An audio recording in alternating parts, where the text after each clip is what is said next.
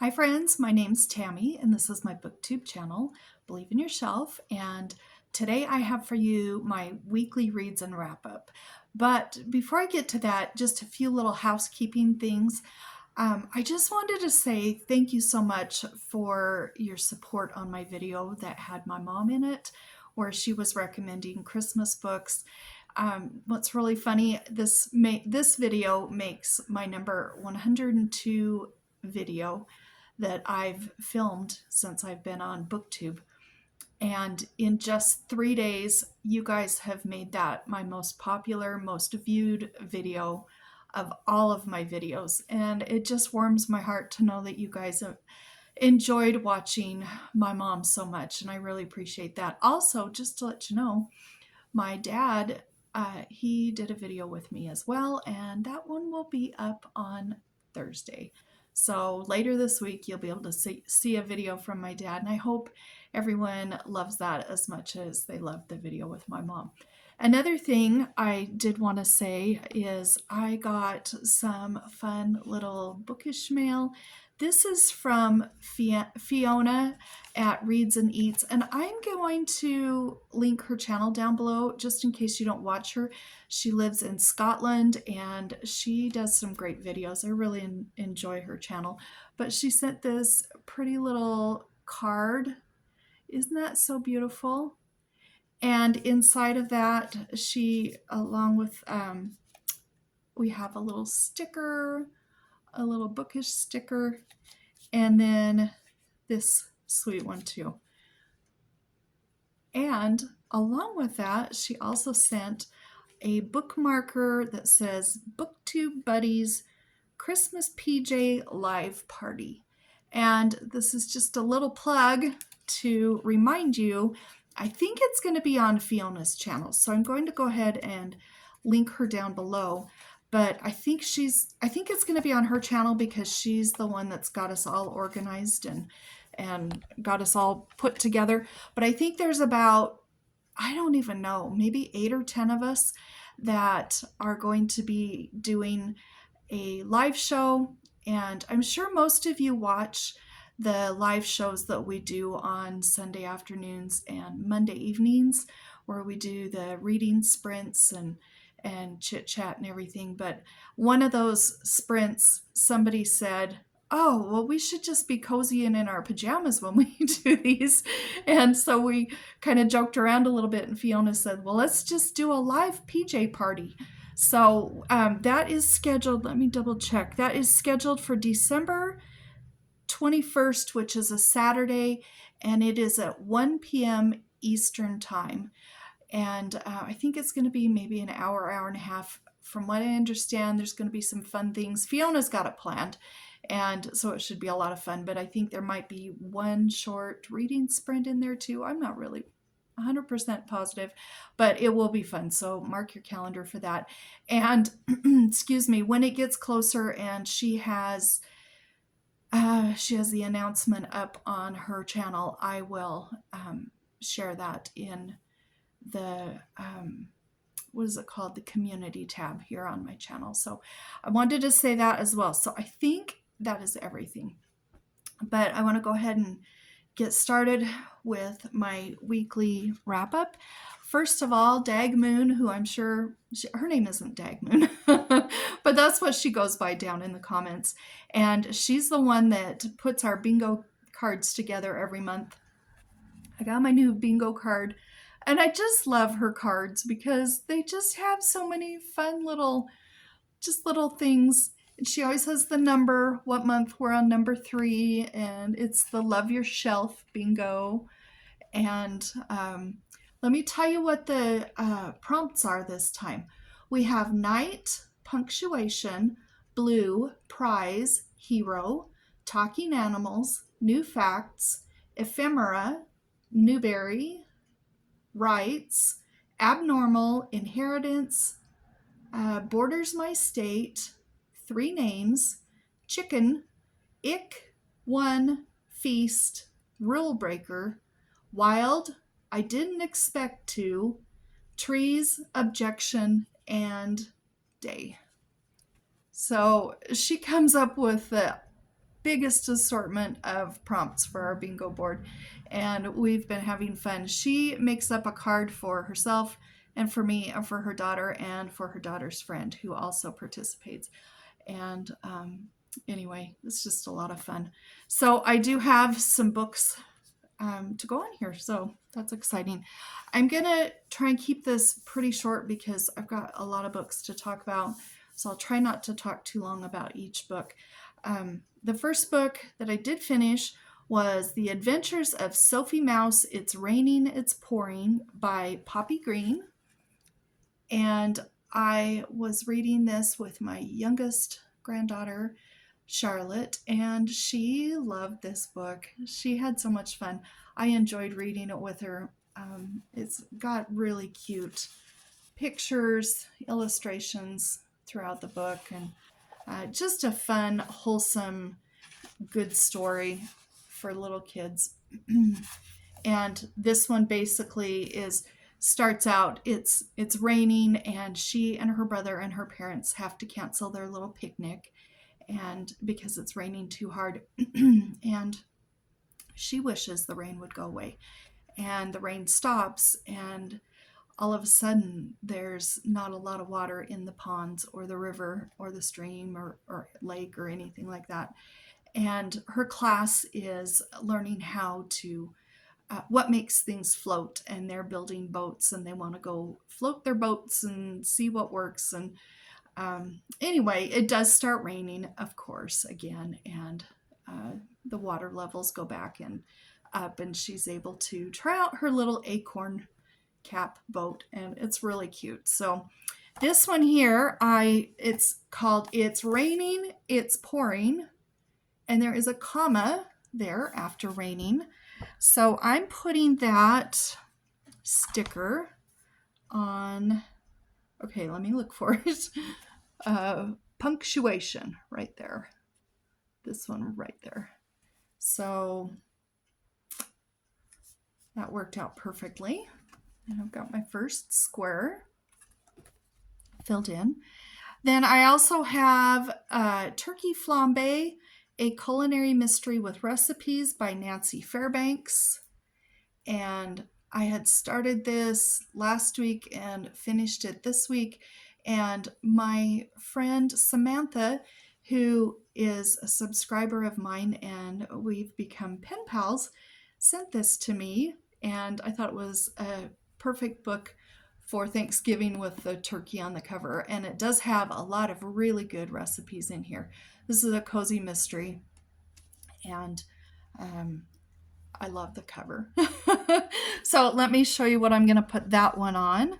I'm going to put that one down here on Feast, my little square there.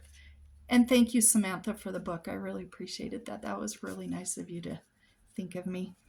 Then I read another cozy mystery, A Murderous Yarn by Monica Ferris, and I think this is book 4 or 5, I can't remember, in the Needlecraft mysteries. And I've read this whole series. There's, I want to say 18 or 19 books in the series. This is the cozy mystery series that got me into cozy mysteries, and I decided to reread the series. I borrowed it from my mom a couple of years ago, and then in 2023, I think it was, my mom gave me her series for my birthday. And so I really appreciate it. And I thought, well, I'm going to read each of the books again, but I'm just going to go slowly here and there. What I remember the first time that I read this is my least favorite book in this series.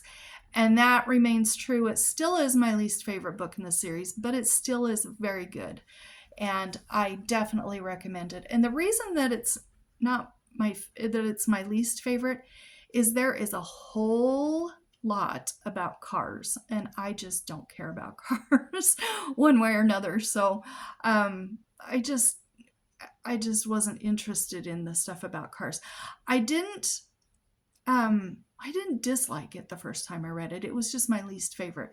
But I liked it better the second time around because I knew that it was going to be filled with a whole bunch of car talk. So it didn't annoy me as much because I knew it was coming. So I tried to really focus on the other stuff in the book, and so I enjoyed it quite a bit more this time around. And this book here has a bunch of trees on it. So I'm going to put my sticker for a Murderous yarn right down there for trees. I don't know if that's focusing. Hopefully you can see that. I might be too close to the camera or the phone, my phone. But that's where we are with those books. I also finished up Winterbound by Margery Williams Bianco. And she is the author of The Velveteen Rabbit, which is one of my all-time favorite books. And I saw that she wrote this one, and so of course I was interested in it. It's mostly about these two oldest sisters right here. We've got one who likes to paint and one who likes to dig around in the dirt and plant and do gardens. And so what I thought this was going to be about, well, let me just read this tiny part. It says, 4 city-bred children find themselves on their own in an unheated New England farmhouse in this captivating tale by the author of The Velveteen Rabbit. With their father gone on a business trip and their mother assisting a faraway relative, Kay, Gary, Caroline, and Martin must rely on themselves and each other to solve the day-to-day challenges of a chilly country winter. So I thought this was going to be a little bit of a survival story. Not really survival, but a gentle survival story. And it really wasn't that, because this book starts out in the fall and it goes clear through spring. There's only a tiny little bit about winter. And they have neighbors nearby, and their one neighbor comes and helps them out a lot. There's a very short part of the book is about winter time. They do get sick in one of the chapters, but this is just more about the day-to-day living of them with their father's gone on an archaeological work trip that's like 2 years long, and their mom is gone this entire time helping a relative out. And the 2 oldest girls are 19 and 16, so they aren't young children or anything. They do have a younger brother and sister, but it's just more about their day-to-day stuff. They decide to get a person that's kind of a renter that comes in, and there's a great big house down the road that this gal here has explored. And so it's a lot about other things. So it was not what I thought it was going to be, but I did like it. I'll probably keep it because I could see myself reading this at least one more time down the road. But it wasn't what I thought it was going to be, but it was still enjoyable. So I'm going to put that one on. Okay, let me think about this. Oh, I know where I'm going to put it. If you look at the top, it says Dover Newberry Library. And one of the squares right here is Newberry. So that's where that book's going. And that's where my bingo card is right now. I have 2 more books that I did finish. I read this book, A Christmas Memory by Truman Capote, and I read this yesterday, and I did a buddy read with Dagmoon. She's the one that recommended this. Neither she nor I are fans of Truman Capote, and I have no interest in Breakfast at Tiffany's, and I have no interest in, what's that murder book that he wrote, the true crime book? I can't even think of what it is. But she said this was really good, and she likes to read it every year. Well, it's filled with a delightful picture on every single page. They have, it's just beautifully illustrated, and it's only maybe 40 pages long. And so this is based on his life as a child. And when he was a child, he was shuffled around between relatives' homes because he didn't have a good childhood upbringing like with his mom or his dad. And at one point, he did have to go live with a bunch of very much elderly relatives. And one of the relatives was his elderly cousin, and her name is Sook or Sook. I'm not sure how to pronounce it. Dagmoon told me last night. I've already forgotten. So sorry, Dagmoon. Sook or Sook. Anyway, he goes to stay with her, and it starts out with looking out the window, and Sook says it's fruitcake weather, and they have a tradition every year of saving their pennies and saving their money the best they can, and they go buy the ingredients, and they decide every Christmas they're going to make about 30 fruitcakes. And they don't just give them like to the other family members that live in the home with them, or what we would normally call our family and friends. They give them to, there's a couple that their car broke down in front of their home, and they were out on the porch talking with them for an hour or two. Or there's the milkman, or, just different people. And that's who they give their fruitcakes to. And so they go buy the ingredients, and they make these cakes. And then a few things happen with that too. And then they're decorating their tree, and their Christmas morning, they've made each other presents, and they ended up making each other a kite. And they both surprised each other with a kite. And this is based on, like I said, on his growing up. But I just want to show you one thing, if you don't mind. Look at this page. Isn't that pretty? I just want to read this page to you so that you have an idea of what the writing style is. It's so different than his other books that he wrote. But this is what it says. This will give you a good idea of the writing style. A trunk in the attic contains a shoebox of ermine tails off the opera cape of a curious lady who once rented a room in the house, coils of frazzled tinsel gone gold with age, one silver star, a brief rope of dilapidated, undoubtedly dangerous candy-like light bulbs. Excellent decorations as far as they go, which isn't far enough. My friend wants our tree to blaze like a Baptist window. By the way, he calls her his friend, and she calls him Buddy. Anyway, to blaze like a Baptist window, droop with weighty snows of ornament. But we can't afford the made-in-Japan splendors at the 5 and dime, so we do what we've always done, sit for days at the kitchen table with scissors and crayons and stacks of colored paper. I make sketches, and my friend cuts them out. Lots of cats, fish too, because they're easy to draw. Some apples, some watermelons, a few winged angels devised from saved-up sheets of Hershey bar tinfoil. We use safety pins to attach these creations to the tree. As a final touch, we sprinkle the branches with shredded cotton, picked in August for this purpose. My friend, surveying the effect, clasps her hands together. Now, honest, Buddy, doesn't it look good enough to eat? Queenie tries to eat an angel, and Queenie's the little dog down here. And that's what the writing style is like. I just loved this book so much. And I also kind of fell down the rabbit hole of wanting to learn a little bit more about Truman Capote.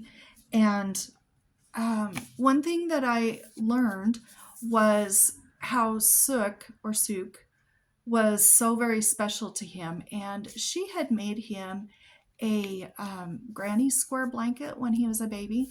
And that became one of his most treasured possessions that he owned.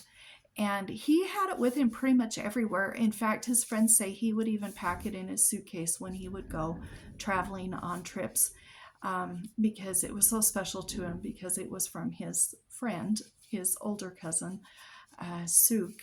And Another thing that I read online was that his last words when he was dying was, "It's me, it's Buddy." And so kind of makes me think maybe Suk was there to greet him as he passed to the next world. And I just really enjoyed this book. Now, this book here came with a CD. And I thought, oh, well, that'll be great. I'll listen to the CD and I will read along and look at the pictures while I listen. And I started it and I did not enjoy it as much as I knew I would enjoy just reading it. So I turned it off and just read the book. And I think this is a book I will read every year because I thoroughly enjoyed this. And it just didn't take very long. So I'm super appreciative to Dagmoon for recommending this book because I loved it so much. And where I'm going to put this is on the square that says abnormal. And the reason I'm going to put it on abnormal is because it comes with a CD, and most books, when you buy them, don't come with a CD. I had no idea that I had a CD in it when I bought it, and I didn't take advantage of that because I wanted to read it, but it is in there, so that's where that square is. So I have one more book that I did finish. I finished this one this morning. This is by Laura Segal, Ladies' Lunch and Other Stories. And I'm still trying to figure out what I want to say about this book.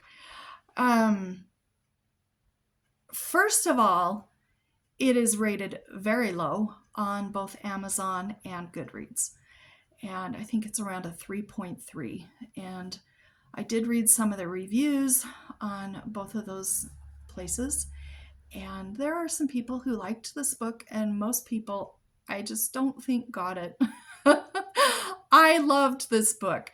In fact, I know my mom and dad are going to be reading this also, and I kind of don't think they're going to enjoy it, but I loved it. This was exactly what I needed.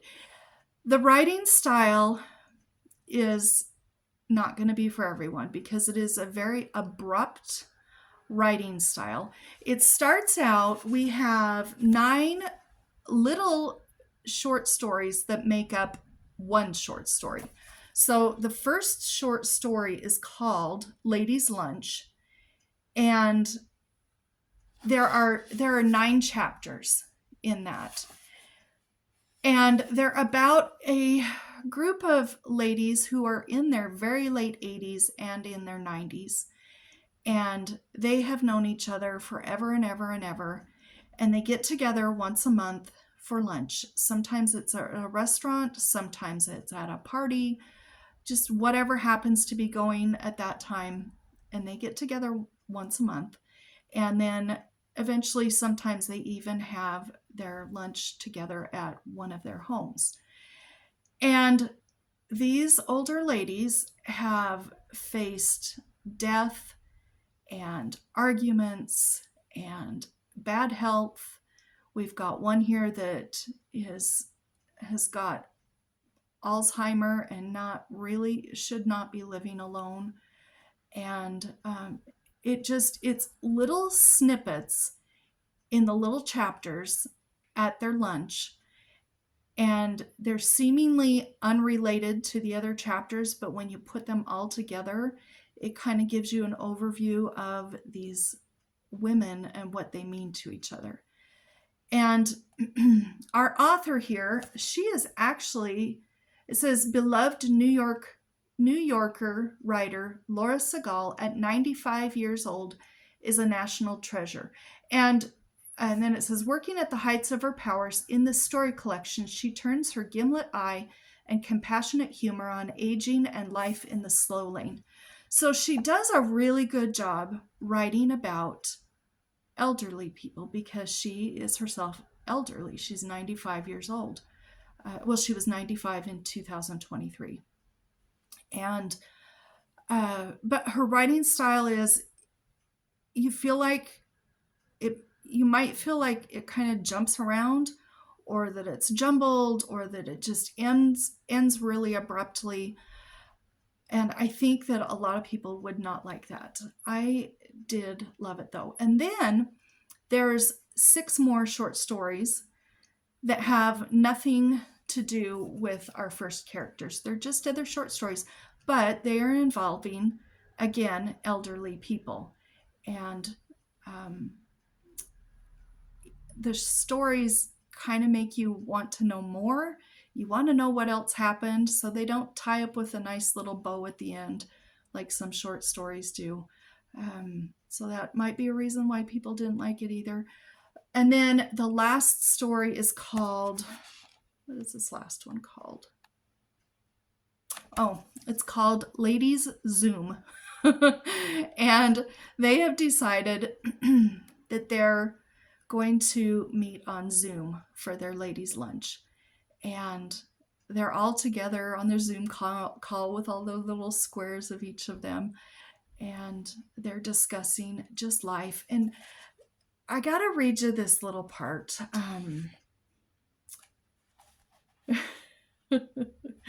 Well, this is just funny. It says, Ruth offered to try to host the ladies' lunch on Zoom. It might be a good idea to hold up a hand to signal when you have something to say, she told them.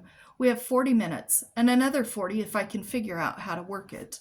And so then they go on, quarreling with technology, as it says here, and continuing on. And one of them has passed away, one of these women.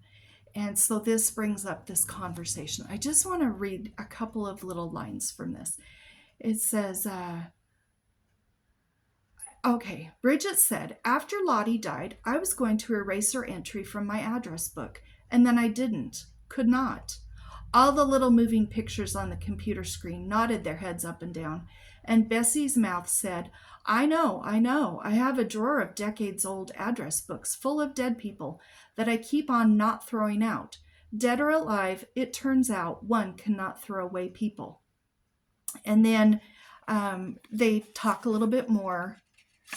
And the very, very end of the book, and I hope I'm not spoiling this for you if you want to read it. I probably am, sorry.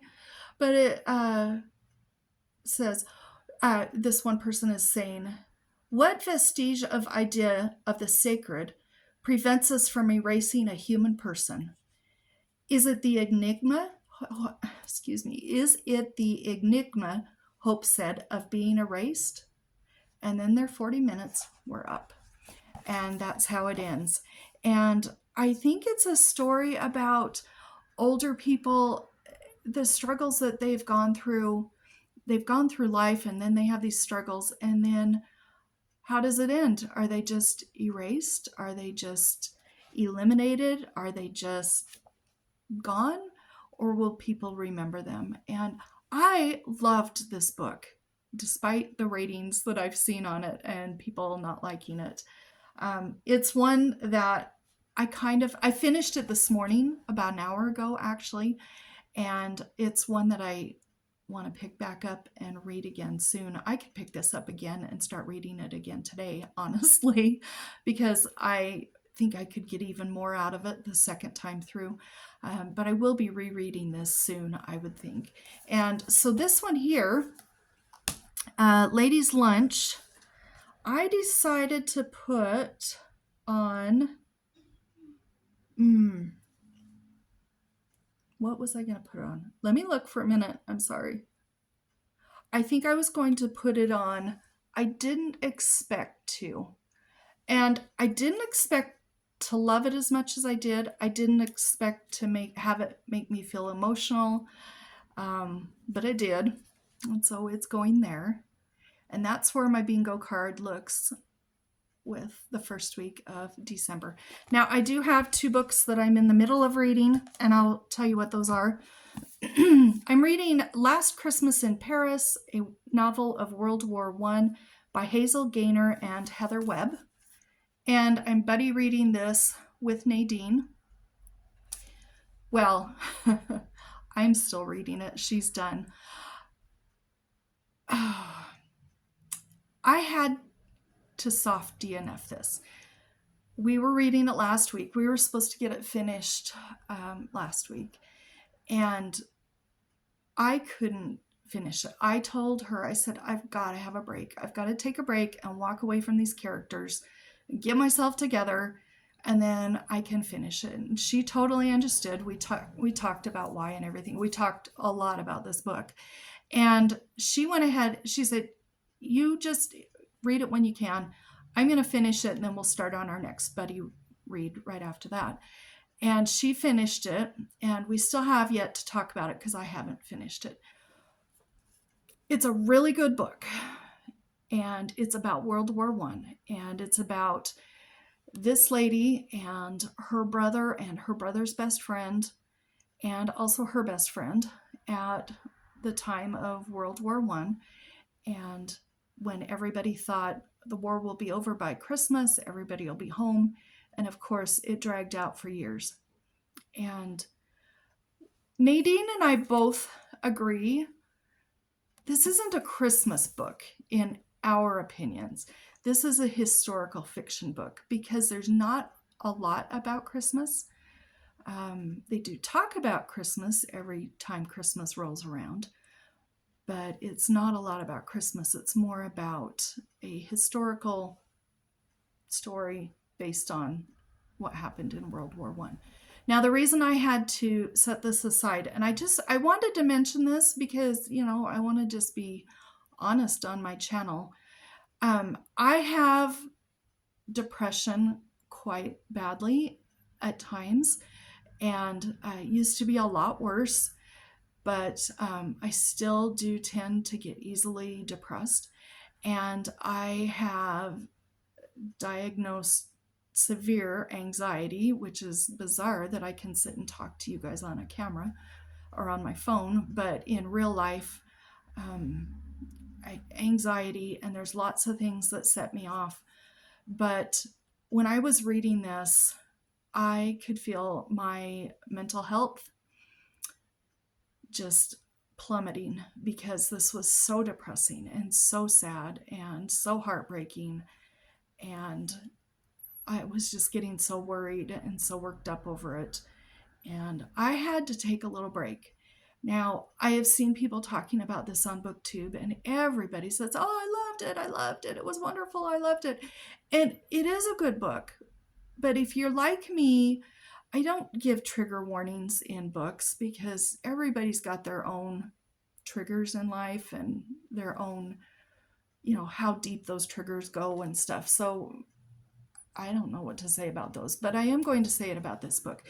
If you have depression or you have anxiety, please read this slowly. Read a little bit, walk away for a couple of days and come back to it, then read a little more and walk away.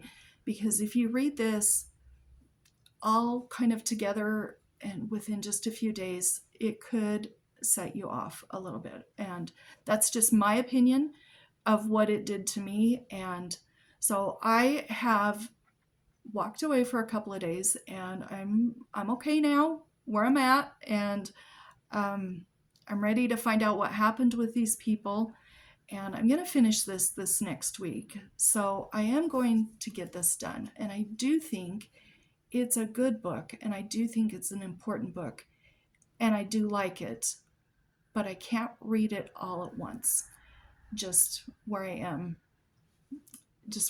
emotionally. So I wanted to mention that to you guys. So that I'm reading that. And then the last book, and I'm so sorry this is such a long video. The last book that I'm reading right now is Alaskan Holiday by Debbie Macomber.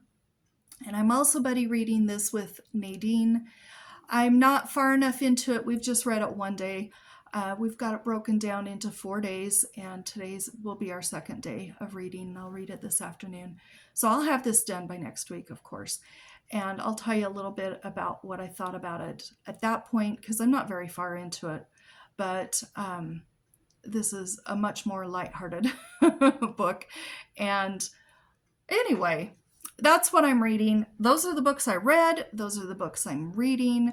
And it was really quite a good reading week for me. I was really happy about that. So I hope you also had a really good reading week, and we'll talk down in the comments and in the next video. Bye bye.